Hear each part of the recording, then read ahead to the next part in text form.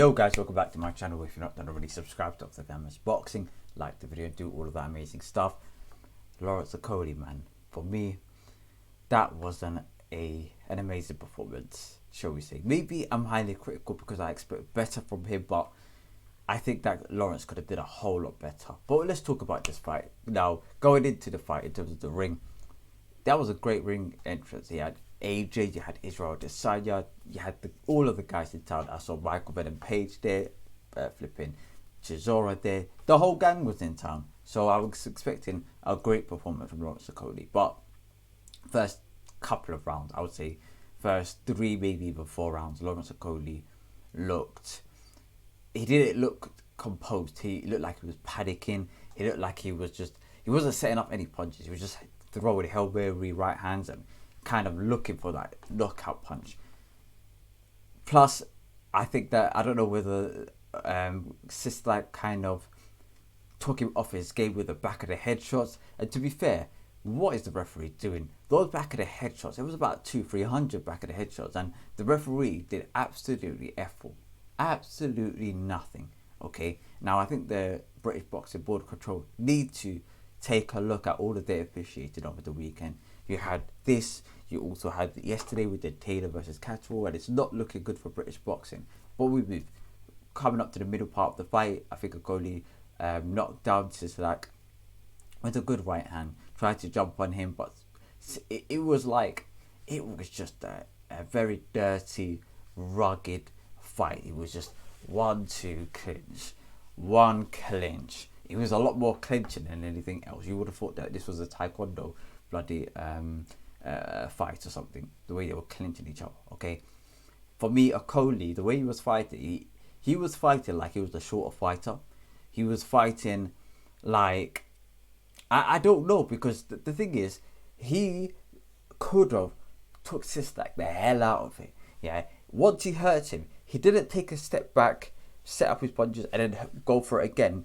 He basically 1-2s or single shots, and then he would just jab, and then he would clinch. And I'm just like, bruv, you don't need to do all of that. You literally, if you just stick to your game plan, jab 1-2, yeah, and if Cieslak's going forward, push him back with the jab. Or if you feel as though you're whilst you're throwing the shots, you are stepping forward in the shots, take a step back, reset, 1-2. Very simple. I think Okolie was overcomplicating the work, whereby he was just 1-2 clinch, right hand, random left hook, random right hand, flipping jab that wasn't landed.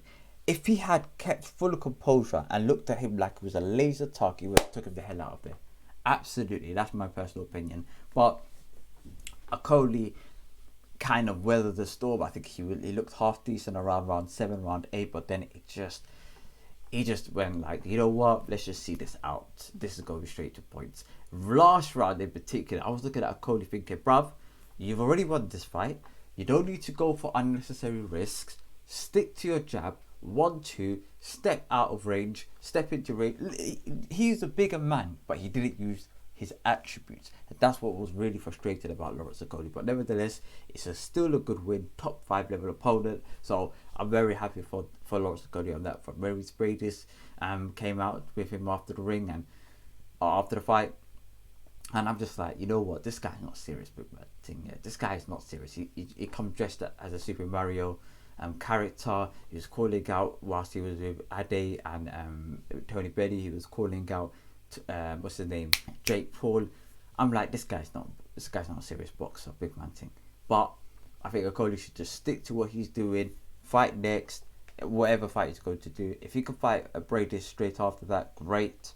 If not, try to find a fight with Makabu. If Makabu says though, bugger off to heavyweight, big man thing, because these men are not serious. Yeah.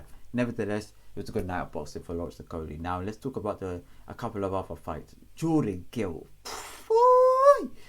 Jordan bloody Gill. That was yo, I'm still shell shocked. Yeah. I was expecting him. When I was watching that fight, I thought he was gone. I thought that there was this guy, he just waited to be knocked out. like he's on his last legs, and I thought potentially maybe he could do a Chisora whereby he was in the corner, basically just camping in the corner and try to drag it out until the final bell. But he threw a Hail Mary out of the blue, right hand, yeah, and he hit it. You to be fair, like he caught his opponent with that same right hand of 2 rounds before, but he threw that same right hand. Whilst the opponent was going in, it connected perfect, yeah. The stars all aligned. The opponent's knocked down. Whilst the opponent's knocked down, yeah, bloody Jordan Guild, like he's already gone. His legs are already gone, yeah. So he couldn't even celebrate. Both fighters are going to the hospital and needed medical attention. And you know what? That is what you call a warrior. That is what you call survival mode, yeah. And every time I see fighters like this, I always think to myself, bro, if AJ would have done that against Usyk, it would have been potentially a different story. But we've got to look forward and not the past. Anyway, Galal fight.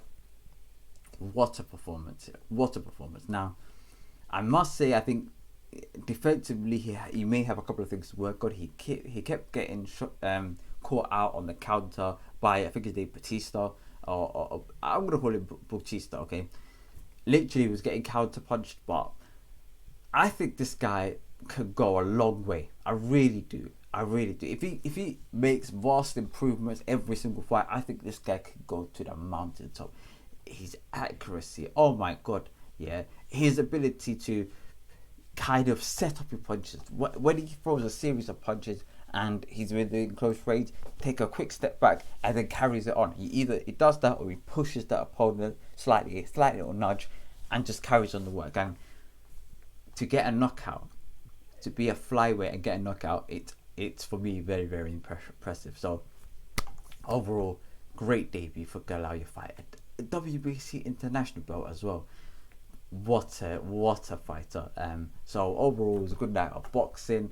On to next week, Chocolatito versus Martinez. So that should be great. Peace and prosperity, guys, and I'll see you in the next video tomorrow evening, hopefully. Peace.